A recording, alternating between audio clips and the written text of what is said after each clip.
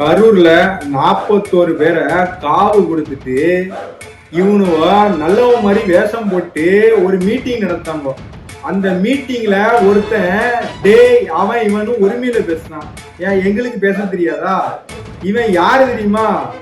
2019 இவர் மாமனார் மாத்திட்டு இருக்காரு பத்தியா, லாட்ரி சீட்டு ஊழல்ல, அதாவது லாட்ரி சீட்டு நடந்ததே ஒரு குற்றம். அதுல போலியான லாட்ரி சீட்டை சிக்கிம்ல வித்தாருன்னு சொல்லி இவருடைய 70 இடங்கள்ல இவன் மருமக ஆதவ் அர்ஜுனா அவர் உட்பட 70 இடங்கள்ல ரைடு நடத்தப்பட்டது. அதுக்கப்புறம் 1300 கோடி பிரமாண பத்திரம் மூலமா இவன் கொடுத்தான்.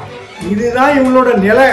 இவனும் இப்ப இவன் என்ன சொல்றான்னா, யார் ஓடுனான்னு கேட்க, யார் ஓடுனாங்கிறத இப்ப பாருங்க. இவன் என்ன பேசியிருக்காங்கிறதையும் இப்ப பாருங்க. பொதுச் செயலாளர் ஓடிவிட்டார், நிர்மல்குமார் ஓடிவிட்டார். யாரு ஓடுனது? உங்க அப்பா கைது செய்யும் பொழுது நீங்க ஓடுனீங்களே, அப்படியா ஓடுனாங்க? கேட்டீங்களா? இதத்தான் இவன் பேசியிருக்கான். அதாவது திமுக வரலாறு தெரியுமா?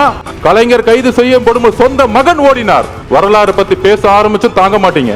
டிவி கேட்க வரலாறு தெரியாமல்ல. 1300 கோடி மட்டும் இல்ல தேசிய கட்சிகளுக்கு கொடுத்தது. அது போக என்னன்னு பாத்தீங்கன்னா, அக்டோபர் 2023 திரும்பியும் மேல ரைடு பண்ணுதாங்க. இவன் உட்பட 70 இடங்கள்ல இந்த மாதிரி போலியான சில விஷயங்கள் செஞ்சுக்கிட்டு இவன் தலைவரை கேட்கான், யார் ஓடுனா? நீங்க உங்க அப்பாவை கைது பண்ணும் போது நீங்க ஓடலையான்னு கேட்டான்.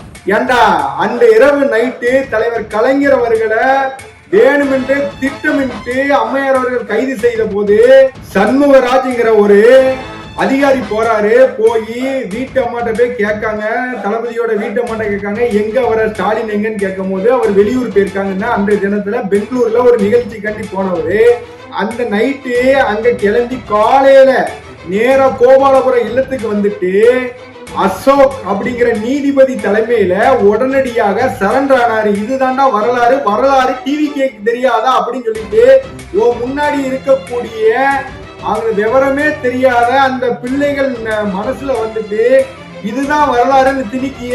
இப்ப நான் போடுற வீடியோல எல்லாரும் பார்ப்பாங்க. சரியா? நீ என்னென்ன பிராடு விட்ட அப்படிங்கிற விஷயங்கள்லாம் இப்ப தெரிஞ்சிடும். இப்ப வேற ஒரு புதுசா ஒரு கம்பெனி ஆரம்பிச்சிருக்கியாம நம்ம கல்கட்டால லாட்ரி சீட்டு கம்பெனி. அதுவும் உனக்கு வெற்றி பெற வாழ்த்துக்கள். அதை நீ வித்துட்டு மக்களுடைய பணத்தெல்லாம் சுரண்டி கொள்ளையடிச்ச கூட்டமா நீ இருந்துட்டு நீ யார பேசுனா, என் தலைவன் ஓடனான்னு பேச. ஓடுனது யாரு அப்படிங்கிறத பாரு. இப்போ இதுக்கு பதில் சொல்ல வழி இல்ல. அப்புறம் வேற மாதிரி கேட்டு போட போறேன். என் உயிரினும் மேலான அன்பு உடன்பிறப்புகளே,